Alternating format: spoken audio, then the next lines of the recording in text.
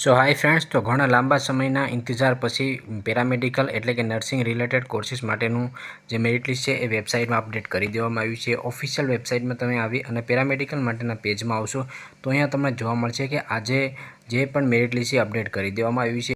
હવે આ પેજમાં આવશો તો અહીંયા તમને થોડીક માહિતી છે એ જોવા મળશે, એ હું તમને આગળ વ્યવસ્થિત સમજાવું. હવે નીચે આવશો તો અહીંયા મેરિટ લિસ્ટ માહિતી છે એ તમને જોવા મળશે. તો અહીંયા તમને એ બતાવવામાં આવ્યું છે કે તમે વેબસાઇટમાં લોગિન કરી અને તમે મેરિટ છે એ ચેક કરશો તો મેરિટ ડિસ્પ્લેમાં તમે ચેક કરશો તો તમને જોવા મળશે કે તમે કયા કોર્સ માટે એલિજિબલ છો અને તમારા શું માર્ક્સ હતા એ સંપૂર્ણ માહિતી છે એ તમને જોવા મળશે. તો આ તમારે કઈ રીતે ચેક કરવાનું રહેશે એ પણ હું તમને આગળ બતાવું. તો અહીંયા આવશો તો લેફ્ટ સાઈડમાં તમને જોવા મળશે કેન્ડિડેટ લોગિન, અહીં ક્લિક કરો, એના પર તમારે ક્લિક કરવાનું રહેશે.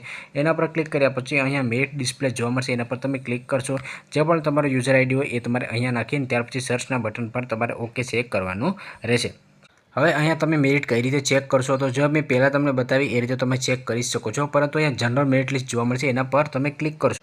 તમે કેટેગરી વાઇઝ પણ મેરિટ છે એ જોઈ શકો છો અને જનરલ મેરિટ લિસ્ટ છે એ પણ જોઈ શકો છો. જનરલ મેરિટ લિસ્ટમાં તમામ વિદ્યાર્થીઓ આવી જશે.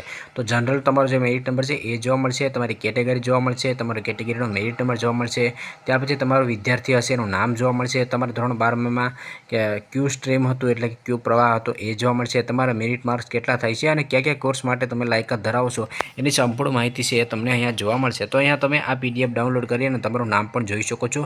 અને અગાઉ મેં જે તમને પહેલાં કહ્યું એ મુજબ પણ તમે જે તમારી માહિતી છે કે કેટેગરી કે મેરિટ રેન્ક છે એ પણ જોઈ શકો છો.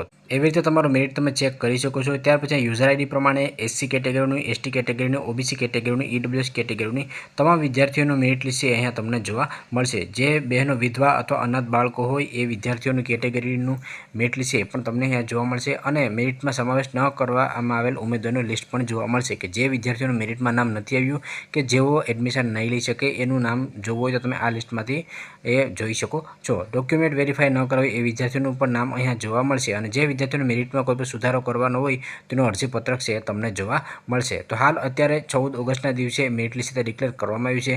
મેરિટ લિસ્ટ સંદર્ભમાં તમારે કોઈ પણ પ્રશ્ન હોય તો 19/8 સાંજે 4 વાગ્યા સુધીમાં જરૂરી પુરાવા સાથે વોટ્સઅપ નંબર અથવા તો ઈમેલ આઈડી ઉપર તમારે મોકલી આપવાનું રહેશે. એટલે કે જ્યારે તમે તમારું મેરિટ છે ચેક કરશો, તમને એવું લાગે કે મારા મેરિટમાં મારું નામમાં મિસ્ટેક છે, મારી ટકાવારીમાં મિસ્ટેક છે, મારી કેટેગરીમાં મિસ્ટેક છે, કોઈ પણ તમને ભૂલ દેખાતી હોય તો અહીંયા જે પણ મોબાઈલ નંબર અને ઈમેલ આઈડી આપી છે એમાં 19 ઓગસ્ટ સાંજે 4 વાગ્યા સુધીમાં તમારે ડોક્યુમેન્ટ છે એ મોકલવાનું છે અને સાથે જે પણ ક્વાયરી હોય એ તમારે મોકલી આપવાનું રહેશે.